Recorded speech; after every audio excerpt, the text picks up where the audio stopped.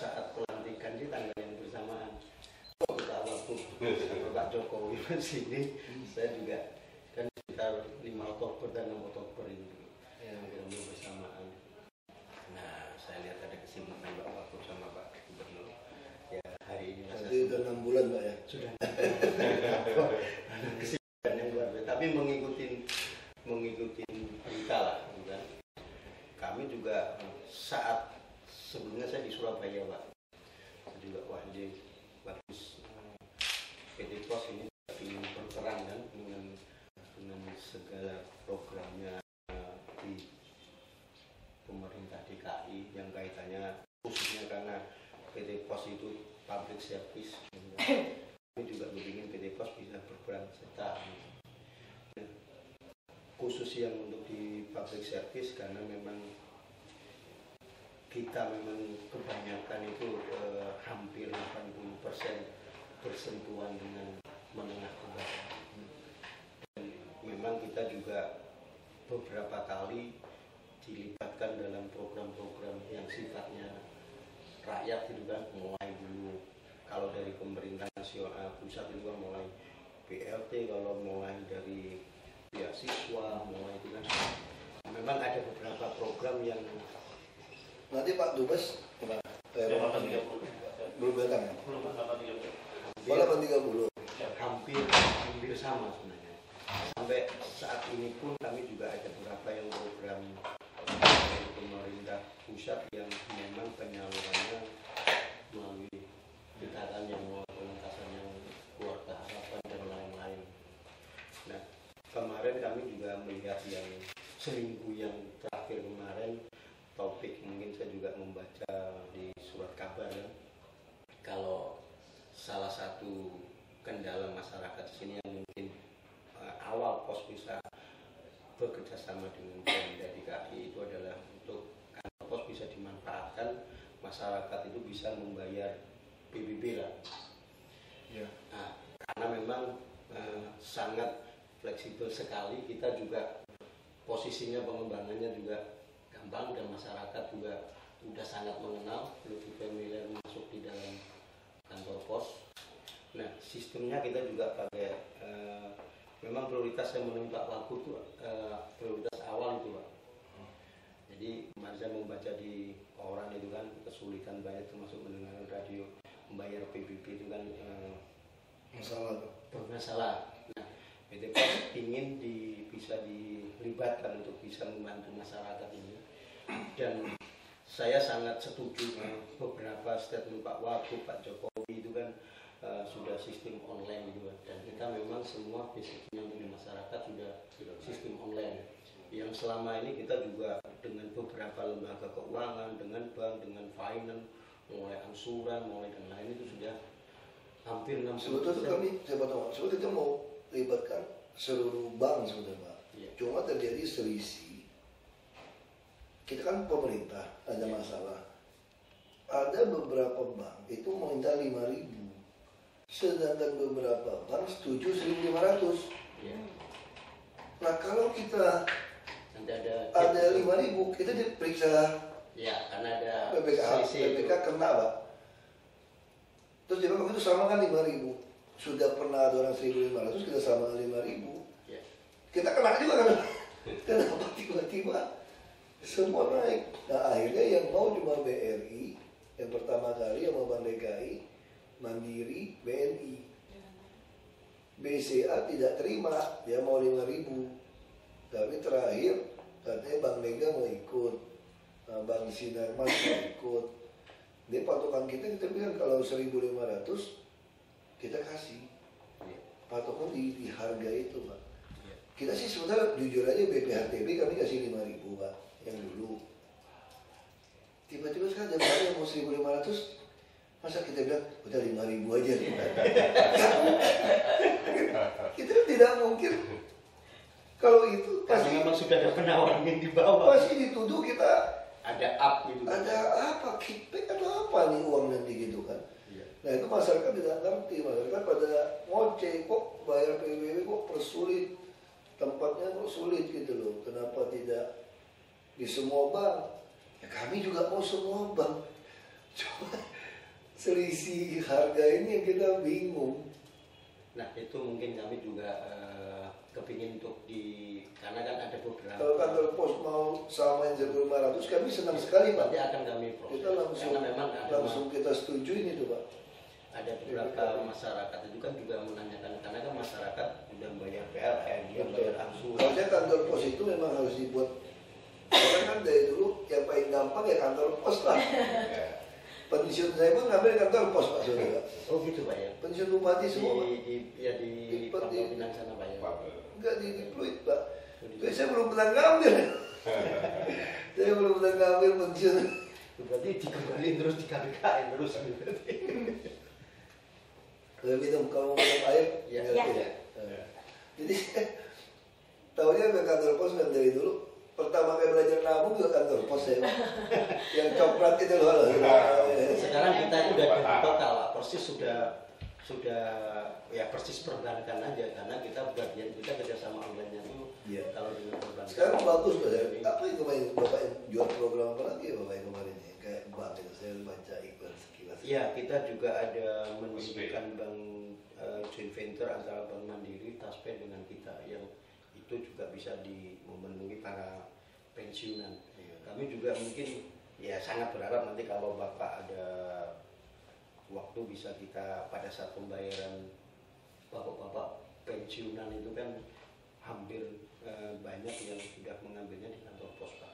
Kalau pensiun memang di BKN sama APBN kan Pak? Iya. Pasti saya kira di kantor pos kan Pak? Memang ada yang di Bali lah ya? Bank, ada ya. Nah, sekarang kami juga mendirikan bank venture ini yang sekarang lagi proses tahapan operasi, tapi sudah dengan Bank Mandiri, Taspen dengan pos. Nah, layanan yang berbasis uang untuk yang di PT Pos itu dipastikan online Pak. Nah, kami kalau dengan yang Pemda ini yang sudah kerjasamanya adalah di pembayaran air minum Pak. Itu sudah pembayarannya mungkin 60% ada di kantor pos. Nah mereka ini juga nanya juga kalau ada pembayaran. Saya minta nomor handphonenya biar gampang kontaknya lah. Kalau ada handphone.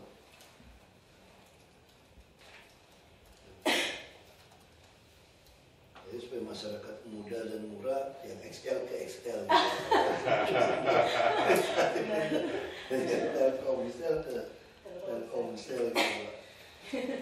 Jadi kita kalau kembali tadi memang dengan PAM kita sudah online Pak, real time juga.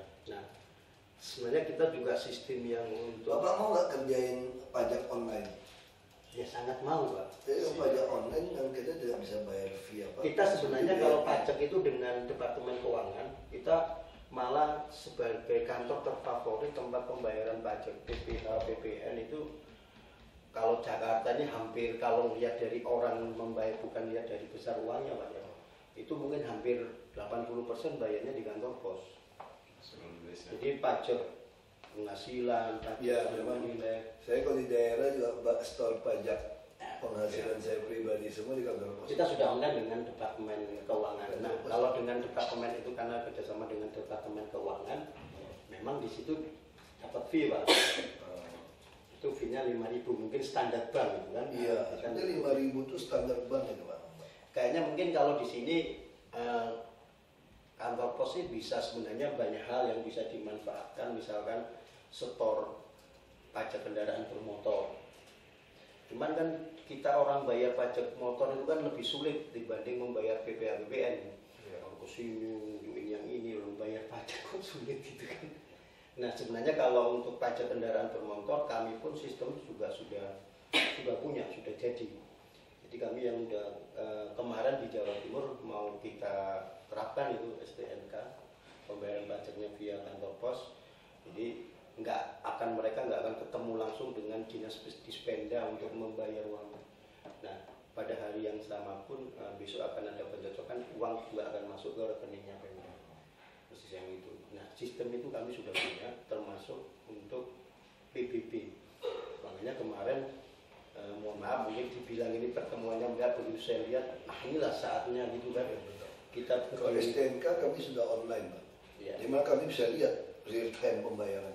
Nah, kantor pos itu juga sangat memungkinkan, Pak. Mungkin maksudnya. nanti kalau Pak Wagub benar, saya juga nanti akan menghubungi dengan pejabat yang siapa nangani yang ini. Dinas pajak, Pak. Dinas pajak Pak Iwan, Pak. Iwan. Bapak teleponnya, Pak. Pak Iwan.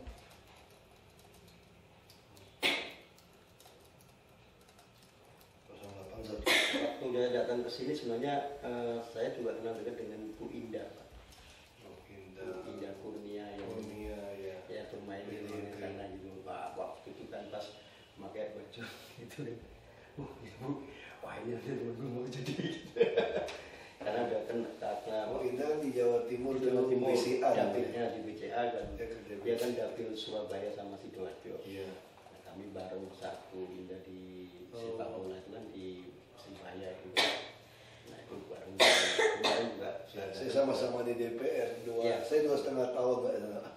Saya kemarin sempat di ruangan beliau lah untuk ngobrol-ngobrol di sana kan pas ada Pembayaran pajak ya? Iya, Pajak kendaraan ya? pajak kendaraan, terus PPP. Mungkin juga kalau pajak daerah juga apapun yang sifatnya pospil lah, Pak. Kalau kami istilah internal kami itu pospil lah. Jadi pos Indonesia sekarang, Pak ya? Iya, Pak. Jenis produknya sendiri digambil. Yang masalah memang yang pajak online, yang hotel, restoran, itu BRI yang kerjakan, Pak, sekarang, Pak. Memang kita nggak bayar fee, BRI cuma keuntungan kita dapat uang. Ya, cuman memang perbedaannya pos dengan bank. Kalau di bank itu kan memang mereka memutar uang, Pak ya. Iya. Tapi kalau pos itu, Nah, pos kan nggak boleh. makanya kalau yang itu pasti kita nggak bisa kasih lagi, Pak. Cuman tergantung, sebenarnya sangat memungkinkan nggak ngasih, tapi kan mungkin kita juga sebenarnya kita juga punya rekening kan. Kalau itu masuk ke dalam di rekening di kita, yang jangka waktu tertentu baru di gitu loh. Sangat kita dengan beberapa departemen sosial memang basisnya bukan basis fee, Pak, tapi di droppingnya sebelum yang berapa itulah mungkin pengelolaannya dari sana itu. Tapi kan sebenarnya bukan menyangkut ada fee atau tidak ya, tapi kan itu pasti ada dampak untuk yang lain gitu. Karena juga orang bayar di tujuan di kantor pos, dan bayar ini dia sekaligus bisa ini kan, kemudahan untuk yang lain. Jadi transaksinya bukan semata-mata dia satu transaksi.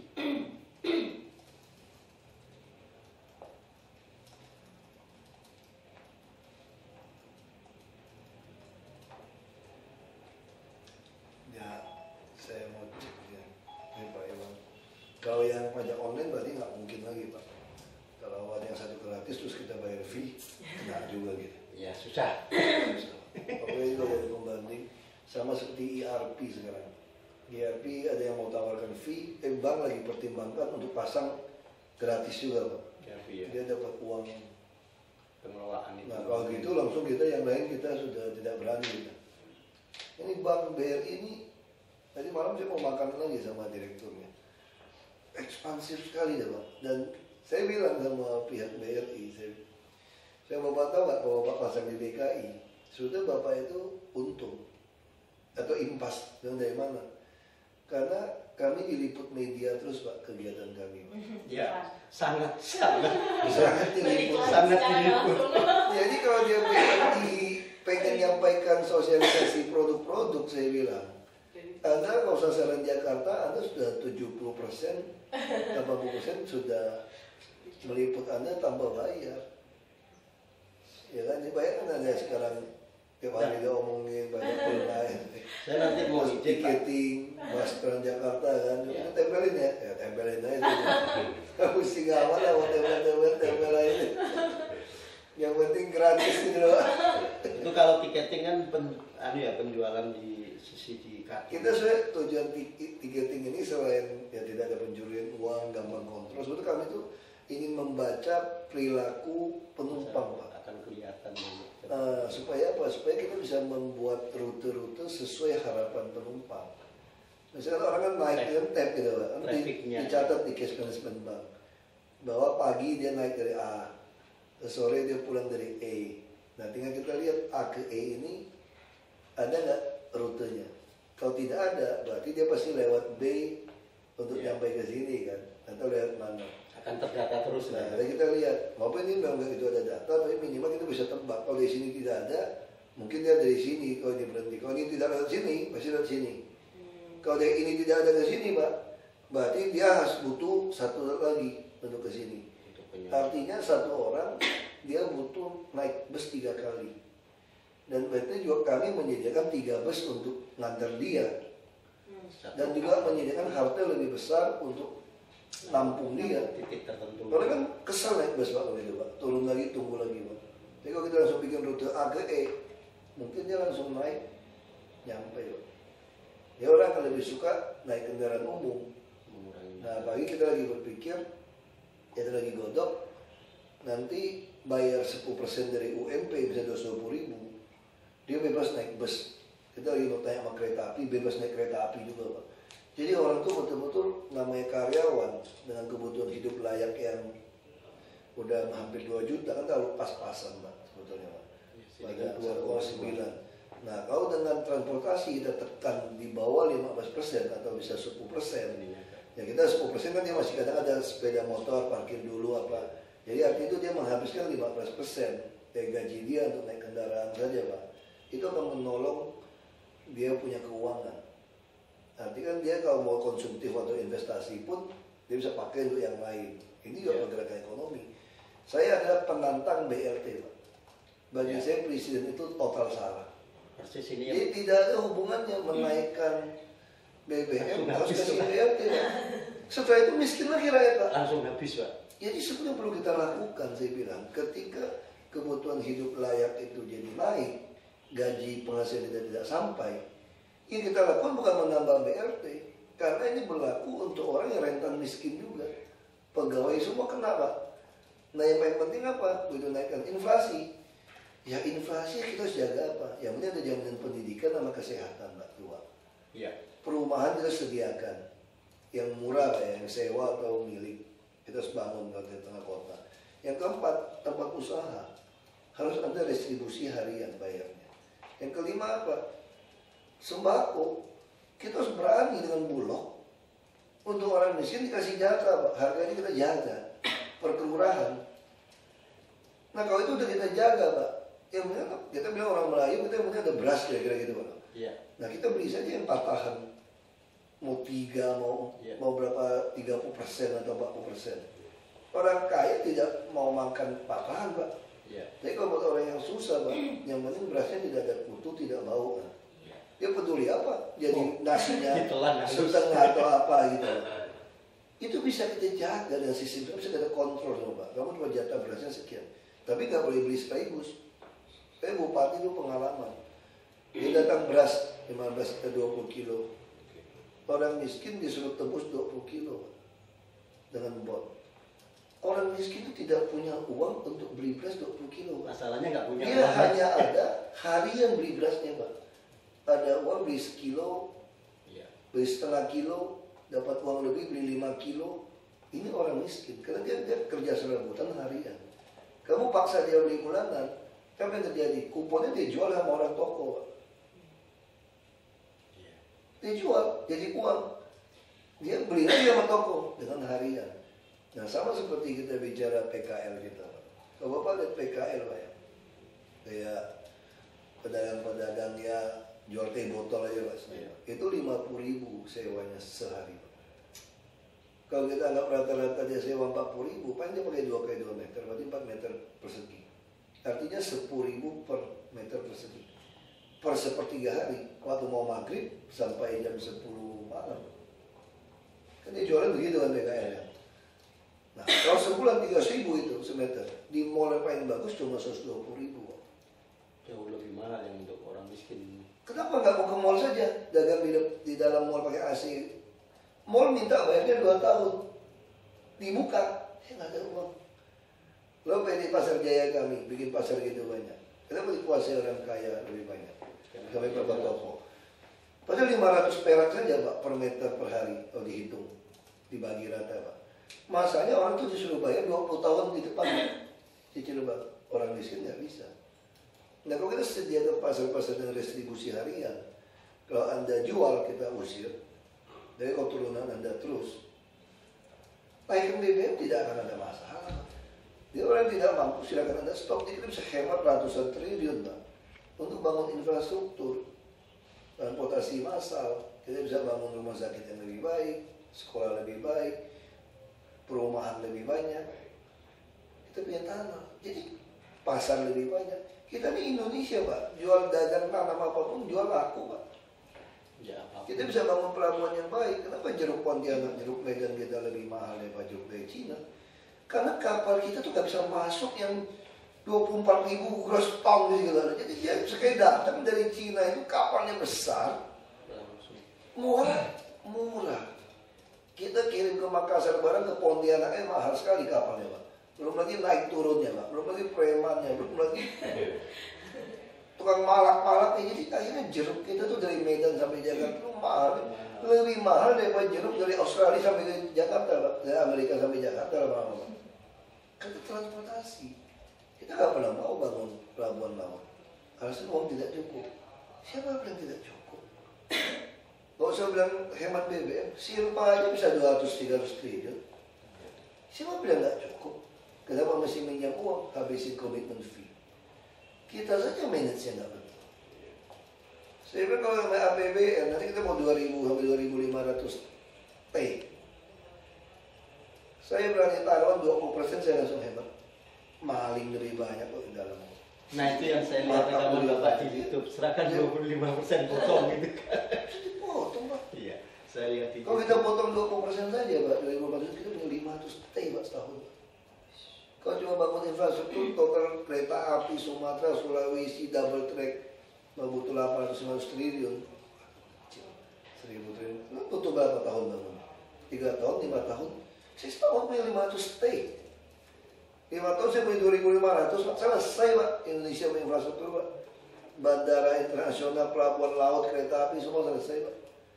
Di mana-mana namanya angkutan murah ya berbasis kereta api sama kapal.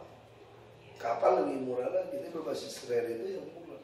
Bukan truk habisin jalan lagi, kecelakaan lagi. perawatan. Kirim barang itu terlalu. Kita tuh lebih baik otaknya proyek Pak. Supaya itu ada terus kerja kan duit. Jadi kita nggak pikir untuk lakukan sesuatu ya sudah. Itu masalah gitu. Sebetulnya tuh ya soal BRT saya penantang BRT Pak. Kayak jadi memang Itu nggak betul BRT. memang langsung habis dan nggak perlu untuk pembaginya. Bapak kalau tahu Bapak sakit kepala Pak waktu bagi BRT Pak. Sakit Pak, saya kan pelaksana langsung. Pusing Pak. Yang datang naik motor bagus-bagus Pak, handphone bagus-bagus dia ambil Pak. Saya tuh rumah saya tuh pernah didatangi, kita nggak tahu. Kan 3 bulan kan Pak. Iya. Keluar dia langsung masuk supermarket beli barang Pak, mati kan? Kita kan, Tapi kita nggak bisa ngapa-ngapain. iya. Kan Pak Pos cuma hanya bagi. Iya. Di rumah itu didatangi rombongan, karena kenapa nama saya nggak masuk itu? Betul. Loh ini gimana? Ya karena kita pelaksana. Saya sempat itu kita diskusikan sama Pak Bisa Pos. RT RW digebukin Pak. Iya, Gitu. sampai dijaga sama Koramil rumah saya. Memang itu masalah. Apa? Total salah. Waktu saya membuat program kesehatan, ada itu orang protes saya. Orang naik motor, mobil, kamu tanggung juga. Saya bilang begini. Pertama kita tidak bisa menilai orang mampu berobat atau tidak hanya gara-gara dia punya rumah, punya mobil, punya motor. Kalau gajinya pas-pasan untuk bayar kredit itu, dan bangsa kita kan belum mengerti tentang asuransi kesehatan, Pak. Dia tidak punya asuransi. Pasti dia akan jual motornya, jual mobilnya gara-gara dia sakit. Atau tokonya tutup, gara-gara dia sakit, usahanya tutup. Nah sementara kita mau ciptakan berapa triliun untuk menciptakan UKM baru, UMKM baru. Sementara UMKM yang ada kita rampok waktu dia sakit. Jadi bagi saya sederhana. Kalau Anda sakit, Anda mau masuk lewat puskesmas dan mau diopname di kelas 3. Kelas 3 8 orang, 6 orang, orang kaya tidak mau Pak. Mintanya sendiri 2. Saudara saya aja nggak kaya, minta uang aja dia nggak mau kelas 3. Sakit, dia mau kelas 2. Kurang ajar nggak ada duit.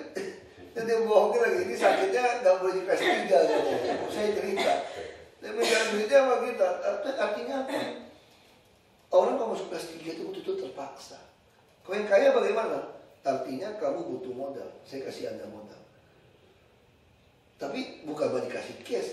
Kalau Anda mau dapat modal UMKM dari kami, Anda harus sakit dalam puskesmas dan di opname di kelas 3 diinfus, disuntik, dioperasi segala macam dan tidak dapat uang kondang lagi. Hanya dalam bentuk uang rumah sakit Anda saya yang bayar. Jadi jauh lebih baik Pak daripada kita kasih. Kecuali saya mengatakan siapa yang sakit masuk kelas 3 saya tambah modal untuk usaha. Semua pura-pura sakit itu Pak. Disuntik deh Pak. Iya Pak, ya disuntik deh. Mau diinfus deh. Jadi ini persoalan beda. Nah kalau di luar negeri lebih canggih lagi daerah Amerika Latin apa gitu Pak katanya Pak. Saya nggak tahu benar apa enggak. Kalau sakit datang nih Pak, Kuba katanya. Dikasih uang Pak yang diperiksa. Kalau cek kesehatan orang-orang tua, mau dikasih ongkos. Karena preventif, promotif lebih baik daripada kuratif kan. Jadi kita harus deteksi orang sakit apa lebih awal. Kasih uang. Nah ini itu lebih benar sebetulnya. Tahapannya sudah lebih atas lagi. Kita belum bisa masuk sini. Sekarang begitu buka gratis puskesmas sudah teriak-teriak dokternya. Kenapa? Kita rakyat kita sering ditipu selama ini Pak. Ditipu oleh partai politik dari ya artinya apa ya? Orang politisi baksos gitu Pak. Ya supaya pilih dia kan gitu Pak. Karena rakyat memang susah. Rakyat butuh dokter, tidak bisa berobat Pak. Makanya butuh baksos itu disambut luar biasa. Jadi bayangkan begitu kita DKI, soalnya Belitung juga sama. Semua rumah sakit puskesmas bakso setiap hari gratis. Ya meludak. Bakso setiap hari. Jadi bayangkan kalau cuma bakso sebulan sekali aja meludak, apalagi tiap hari kan. Nah ini akan membuktikan apa? Rakyat kita itu terlalu kasihan. Sakit tidak berani berobat. Saya bikin kok. Jadi yang atas tidak turun Pak. Ini yang bawah tidak berani berobat, yang naik. Kita tidak pindah ke puskesmas kan Pak, tetap aja kita ke klinik sakit, ke polikliniknya dokter rumah sakit. Tapi ini ada orang-orang yang tidak mampu berobat. Nah ini yang naik. Yang model-model itu gitu. Ya, silakan dulu Pak. Saya harus geser lagi Pak. Ada saya ketemu Pak Dubes baru. Boleh pakai jas Pak. Kalau ketemu Dubes harus pakai jas katanya. Ini Pak Wakub. Ya. Oh kalau yang namanya PBB sementara kita 1.500 Pak. Ya. Nanti saya tinggal hubungi pendapatan. Oke, langsung sisi BPKD Pak. Bapak masukkan surat, bisa antar ke saya suratnya. Kalau itu nanti surat kopinya kasih ke saya. Sebenarnya kami ada surat yang dituliskan Pak Wakub itu kaitannya dengan PBB itu. Boleh, langsung aja.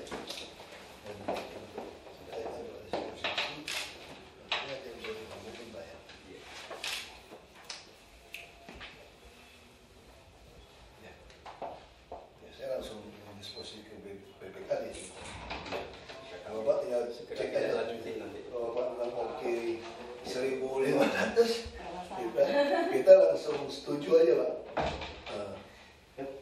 Itu yang kita langsung. Saya suruh mau foto kita.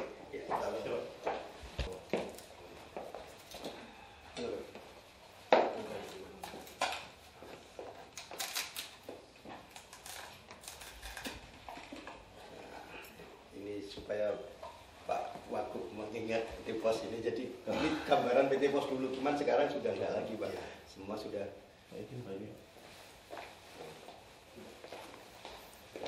sudah online semuanya gambaran masa lalu.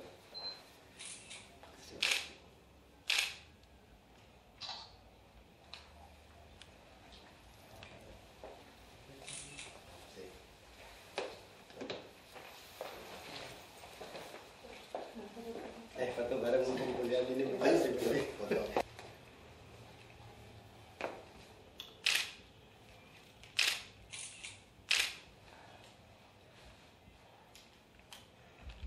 Ya mungkin Bapak bisa catat juga yang teleponnya Bu Endang ya. Oh iya, untuk tangguh. Enggak lah, bisa ketemu Bapak.